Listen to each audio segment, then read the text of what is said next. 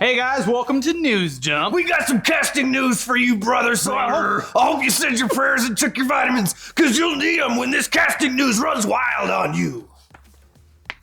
So yeah, there's a Hulk Hogan biopic in the works, and they just cast their star, their Hulk Hogan, and it's Chris Hemsworth. And since he's an actual actor, he'll probably pull it off a little better than I just did, though I doubt it. This is actually one of the most perfect casting choices we've seen in a long time, and it has us pretty excited. Does he get to fuck Bubba the Love Sponge's wife on tape? No, it only covers his good decade. Oh. Yeah. Well. Yeah. Anyways, further details in the project, they're pretty slim beyond Hollywood actor Chris Hemsworth being cast as Hollywood Hulk Hogan.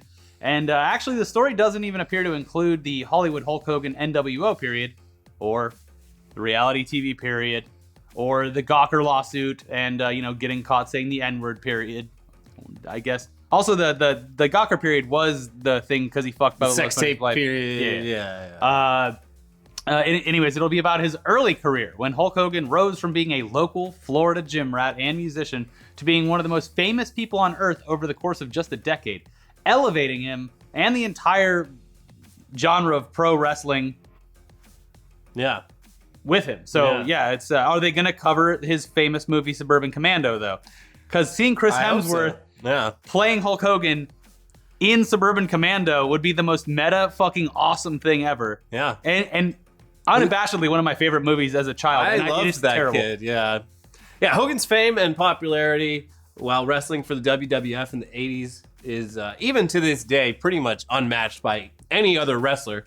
Dwayne Johnson, as an actor and star post-wrestling, has obviously surpassed Hogan, whose attempts at being a movie star were laughably bad, but Hogan was a global superstar while being a professional wrestler, and no one's been able to do that, even close to him. Stone Cold Steve Austin got pretty close. Yeah. Pretty close. He if anyone, yeah. Yeah. Okay. But yeah, Hogan, he was basically a real-life superhero with all of the merchandising and publicity that came with it. Mm-hmm. He had his own pasta mania. He had cereals. He had, I think, a cartoon at one point. Like, he was fucking everywhere. You couldn't miss Hulk Hogan. Yeah. Now he just owns a chain of beach stores. Hogan's Beach. Yeah. It used to be a bar, but then they got in trouble for not letting in certain people. And so now I think it's like a beach store where you buy towels and stuff. I told you I was changed, brother. Yeah, but even if you knew absolutely nothing about pro wrestling back then, you knew who Hulk Hogan was. He was the face of the whole thing. Yeah, and growing up in Florida, I mean, even more of a hero. What was that show he had in Florida? Thunder Hogan Knows Best. Thunder in Paradise. Thunder in Paradise. Yeah, because we had boat races growing up, and they do the boat parade before, and we were like cheering when the Thunder in Paradise boat came by because they had it themed. Yeah. Yeah. Also, Macho Man Randy Savage was from my hometown. He went to my friend's high school graduation. A lot of people. I was a big area for it. That and the circus. And, so interconnected. Mm-hmm. Yeah. Anyways, the movie is going to cover that meteoric rise, the one from, the 80s when he became a fucking legend. And it'll be directed by Todd Phillips and written by Scott Silver, the two guys who most recently did those things on the upcoming Joker movie starring Joaquin Phoenix. Now, if you are expecting a gritty and honest look at Hogan's early career and the 80s era of the WWF, you're probably not going to get that, because Hulk Hogan himself is executive producing this movie, with former WCW president and longtime friend and business partner Eric Bischoff also producing. Yeah. So, I mean, who knows? Maybe they're still going to manage to show all the steroids and all-around excess that was absolutely going on behind the scenes back then. The steroids are literally a matter of, public record. Yeah. But this is always a problem when you're making a biographical movie about people who are still very much alive and in control of their image. Like how Queen produced the Freddie Mercury pick. Yeah. And then there's that Elton John movie, which looks great, but it's another one where it's obviously they're only going to show you what Elton John is cool with showing you. Yeah. But at the very least, the casting of Hemsworth as Hogan is fantastic, even if, as has been noted on Twitter, it's extremely generous to Hogan. Yeah. That mustache does miracles for his face. I cannot wait to see Chris Hemsworth bald with a mullet. That's another thing about Hogan that really demonstrates how magical the guy was at his peak. He had the worst hair on earth. The worst hair, even by 80s standards. fucking completely bald on top and Like long, shiny bald. Yeah. And whatever hair he had left, he rocked it. It was great. Yeah. Only one man can pull that off. Well, you're not going to talk shit to that guy. No. No. Anyways, it'll also be very exciting to see how they fill out the rest of this cast. I mean, who's going to play Vince McMahon? Who's going to play Andre the Giant? Rowdy Roddy Piper? Macho Man Randy Savage? The Ultimate Warrior? Mean Gene? Jake the Snake? The Iron Sheik? Who's going to do it? Yeah. It's going to be I'm fun. excited. Yeah. It's got to be a great time to be a personal trainer to the stars here in LA either way. So that's Yeah, I gotta get bulked up real fucking fast. I got a casting notice. here's some steroids. Time to go method. Well, that's another thing. Like, because the shape that all those guys were in back then it's a body unattainable. type. Yeah, well, it's a body type that literally you have to be on steroids to get, because it's this weird thing where like they're super buff and they're also kind of chubby at the same time. Yeah, but they're cut. It's really weird. Yeah. But like, yeah, you look at like the bodies back then, you can't do that naturally. That's why we need to let steroids be completely legal. we need to legalize it just for this movie. Yeah. For authenticity's sake. Yeah. They need to go method and they need to bulk up like fucking crazy. Yeah. It's like when you look at those fitness magazines in the supermarket and you're like, how is this possible? Also gross. Yeah. Like, come on. You're making us all look bad. Anyways, yeah, if you're a personal trainer here, do the money dance. Put in those orders to Mexico while you can. Get the steroids. Anyways, there's just as much of a chance that instead of actors, they could get current WWE stars to play the WWE stars of the past, which would be unique. Yeah. Kind of cool. Now, regardless of how much actual substance this movie ends up having, it'll have a lot of spectacle. Yeah. And it's probably coming. I am a real American. I hope they remake the famous fight between Sergeant Slaughter and the rest of the WWE crew who did a tug of war against Bigfoot the monster truck in the 80s. What a time. What a time to be alive. You guys missed it and it was great. Steroids, cocaine, it was fantastic. You could be completely bald on top and have long, flowing, bleached blonde hair on the sides, and everyone thought you were cool as fuck. Yeah. And not a weirdo. Uh-huh. Anyways, this is probably coming to Netflix, so you'll be able to find out all of this without spending $15 on a theater ticket when it comes out in a year or so. I'm very excited for this. It should be fucking great. Wrestling's surprisingly bigger than it's ever been, Yeah. so it's a perfect time to do this movie. It's weird, like, just on account of like I still know very little about what's going on in wrestling right now, but just because I follow, a lot of friends of mine on Twitter love and stuff, it. yeah, and that's made like Google and Twitter just assume that I care about wrestling, Well, it's like- so I get pushed a lot of that shit. I'm like, okay. Every like time that they play, I get a Google notification about the Philadelphia Flyers because I follow Gritty. It's like, come on. Bad robot. Wrestling, I will say, if you ever want to go live, I'd be happy to go with you because I went live once and it is fucking awesome. You don't need to know any of the storylines. It's great. It's like going to a monster truck rally. Yeah. I'm there for the loud noises. The signs. Yeah. Just want to get drunk and watch two men pretend to hurt each other. Yeah. And maybe even really hurt each other. You know they do backflips in those monster trucks now. Pretty cool. Yeah. They really evolved. In other casting news, the constant stream of half-baked rumors about the future of Batman continues. Much like last week when some bloggers tried to make a name for themselves with a huge scoop about Rian Johnson leaving Star Wars that ended up being total bullshit, this week some different bloggers called Revenge of the Fans broke the story that Armie Hammer was in final talks to play Batman in Matt Reeves' upcoming Batman movie, which was almost immediately debunked by people who actually know about these things. Apparently the casting process for the Batman hasn't even gotten to the part where they're taking meetings, so it's impossible that this is true. And also Armie Hammer himself denied the rumor and sounded legitimately bummed out that he hadn't been contacted about it. That could be bullshit though, because the same exact fucking thing happened to Joaquin Phoenix when he was cast as the Joker. He's like, I have no idea what you're talking about. I would love to take the call. I don't know. Yeah, I wonder, what did he ever explain himself? Does About it have that? to? Because it was... Is it I a don't know. crime to lie to the movie press? I don't think so. Well, I feel like Joaquin Phoenix is a bit more of a troll than Armie Hammer. Could be. Although, I don't know. I don't know. He was the Lone Ranger. He was. Lone Ranger, known troll. Everybody knows the Lone Ranger's a big troll. Is he? I don't know. But yeah, I mean, he'd be great at it. I heard the rumor that they were looking at, what's his name? Jake Gyllenhaal? No, the guy from the fucking werewolf movies. Robert Pattinson? Yes. I mean, yeah, I've seen a couple. There's like him, and then there's a guy from Westworld. and both of them have sort of slim Spider-Man-esque builds. And I'm like, that would be an interesting thing for a young I'm sticking to Batman. Donald Glover. I said it before. I'll say it again. It's not going to happen. Donald Glover. I mean, it'd be cool, but it's not going to happen. I did watch Velvet Buzzsaw, and that movie is absolute trash, but Jake Gyllenhaal is in amazing shape in it, and he's like naked for half the movie. And I'm like, yeah, this guy could absolutely play a superhero. Mm-hmm. But he's off playing like Mysterio and Spider-Man, so I don't know how that works. They got to get the dude from Roma, who's just like completely naked with his dong hanging out to play Batman. Show us Batman's dick. They did it in the comics already. Yeah, well, actually, so they re-edited that comic for the digital release, I guess. Yeah. And then they just completely I think it's currently shelved. Wow. Yeah. DC also... We don't know what we're doing! DC was also about to release a Jesus comic book, and they canceled that this week because they're cowards. Because Fox News got mad. DC stands for damn cowards. Yeah, they're damn cowards. Yeah.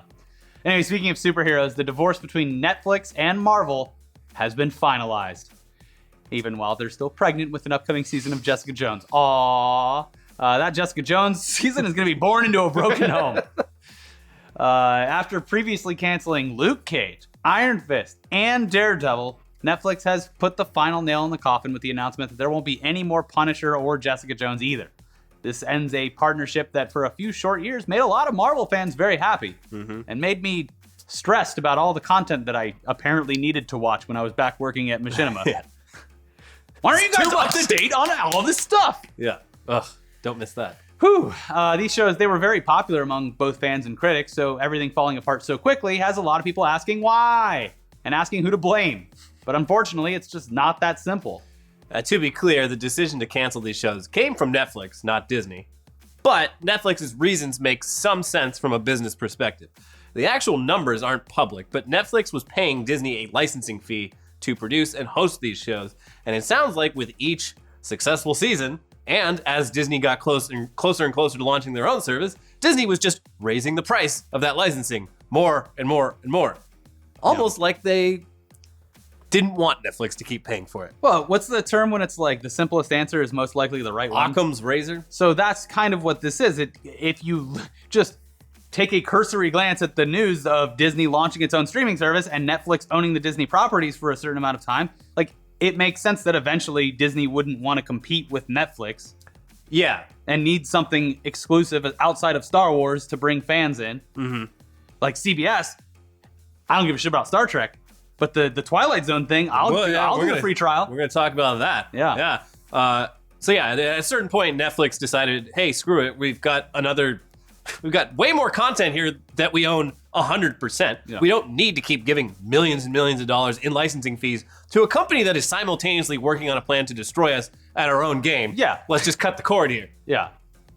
Anyways, back in 2013, when Marvel and Netflix signed their huge, groundbreaking 5-series deal, it was a mutually beneficial agreement. Netflix got more credibility for its original series and more viewers signing up to watch, and Marvel got a lot of money. 6 years later, Netflix has enough of a diversified in-house original content library that they don't really need Marvel anymore, at least not for the price that they're asking. And Disney doesn't need Netflix anymore either because they have their own streaming service launching later this year, which already has multiple MCU shows in development. Will these Netflix Marvel character shows, would they show up on Disney's thing? Maybe someday. I think Netflix owns it for like 4 more years or something. Yeah, I don't know. I think part of their contract was like perpetuity. Like as long as both parties don't cancel, it was going to keep going forever. But I don't know what happens now. Yeah, there might have been like a hang up where it was like it's in perpetuity if you keep producing the shows and paying us our like licensing I think fees. that's something but like that. But I think at some point Netflix will probably just be like, hey, here's like $1 billion. We're just going to buy all of those back now. Yeah, it's interesting. We're going to take all the money that we got from avoiding taxes by closing down Maker Studios and hand it over to get the Netflix shows back. Anyways, yeah. Yeah, they might, like they're not ruling it out, but it's, when shows end, the whole reason they announced Jessica Jones being canceled this far in advance before it's even aired was apparently because like the actors were all complaining. They're like, I can't go look for other work until you tell me what's going on. Well, until I know what's going on. So they did it so people like Kristen Ritter could like get another job. But now they're all getting other jobs, and it'll be like Arrested Development, and they're like, all right, cool, Netflix wants us to get back together, and everyone's like, hey, for one thing, I'm very busy. Secondly, I cost twice as much now, so might be a little trickier. So I don't know. Don't hold your breath on any of that. It'll be a nice reunion in 10 years. Yeah. But hey, like we said, Netflix has a ton of its own content left to justify the cost of a subscription. Probably too much, in fact. We've said repeatedly, but at this point, Netflix's content library is just increasingly becoming a source of existential dread, knowing that they're releasing more content than one sane human being can ever hope to see all of before you're dead. Heaven is just a Netflix box that just plays constantly. Yeah, I get sad when I boot up Netflix, looking at the menu. I'm like, oh, fuck. Oh, God. Someone put it out in the it's comments. Like gazing into the void. Someone's like, you can turn off those autoplay things. And I'm like, can you on Xbox and Roku? Like, I think you can on like desktop, but I still haven't figured it out. And that is the source of all of my anxiety. Oh, I have to skip fast enough to where it doesn't start autoplaying. Yeah, I don't even boot it up until I know exactly what I'm going to watch. But anyway, yeah, for superhero fans who might be hurting with this Marvel news, we're hearing very good things about Umbrella Academy, which, while licensed from Dark Horse Comics, has a much better chance of not being killed off for political reasons. And it was created by Gerard Way of My Chemical Romance. Really? Yep. Oh, that's cool. Yeah. You didn't know that? No, I don't know anything about it. Just that people are like, hey, Umbrella Academy's great. Yeah. Okay. Gerard Way. Anyway, Netflix also dropped a trailer last week for Love, Death, and Robots, which is an animation anthology series from Tim Miller and David Fincher that is very much not for kids, and it looks absolutely insane and very cool, and I'm super excited for that. Looks good. Speaking of trailers and speaking of streaming services, as we said earlier, there's finally a full trailer for Jordan Peele's Twilight Zone reboot for CBS All Access, and it looks great. Yeah. They have a lot of famous actors in it, and the plot lines seem interesting. Yeah. Obviously, we can't show you any of it because of modern copyright law and how broken it is. Also, apparently, all sponsors are pulling out of YouTube, so buckle up, buckaroos. Go to Patreon. Like we said, there's a ton of familiar faces in it. It looks really good. It's going to be premiering on April 1st. Hopefully, it isn't an April Fool's joke. Haha, we got you. And it's going to be on CBS All Access. It's a service that we don't really know anything about. I haven't used my free trial yet, so this will be my first chance to do it.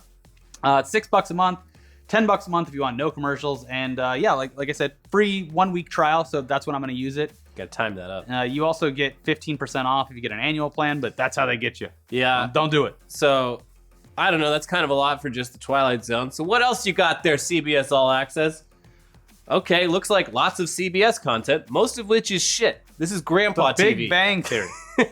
There's also Star Trek Discovery, which the Trekkies seem to really enjoy. Then there's a small selection of movies. There's a ton of old CBS shows like Cheers and Happy Days and Frasier. Frasier and Cheers are on Netflix still, I think. Well, they're on this too. Also, it lets you live stream CBS for some NFL games and some college sports and some PGA golf. Yeah, I think the Grammys were on CBS All Access. Oh, well, save that free trial for next year's Grammys because it just happened. So yeah, I don't know. Taken as a whole, not really the value that we expect when it comes to a streaming service. But then again, that Twilight Zone looks really good, and this is how they get you. Are they releasing it all at once? No. Okay. Weekly. So I'm gonna wait until it's all out. I think that might be my plan.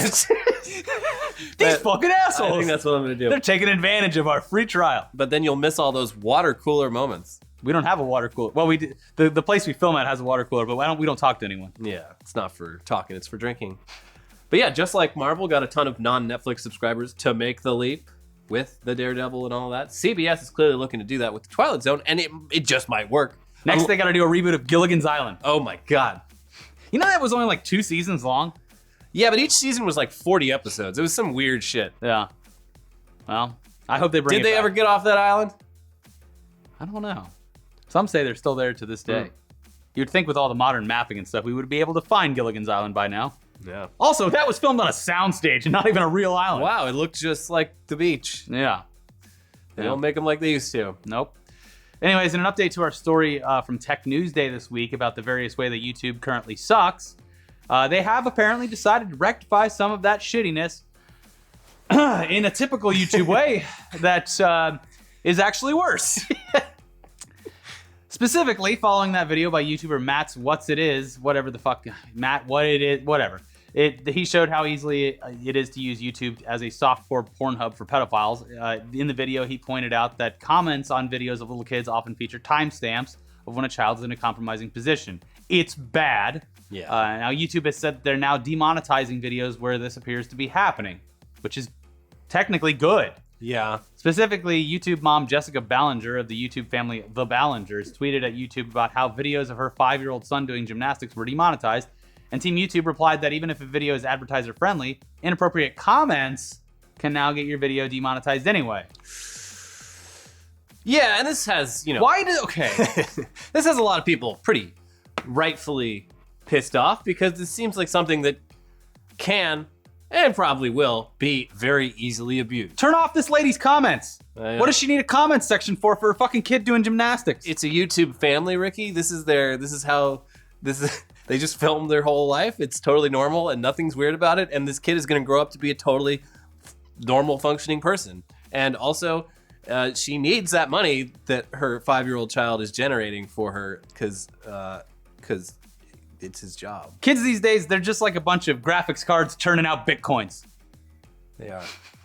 Oh, my little Bitcoin farming machine. That's what I call my poops, Bitcoins.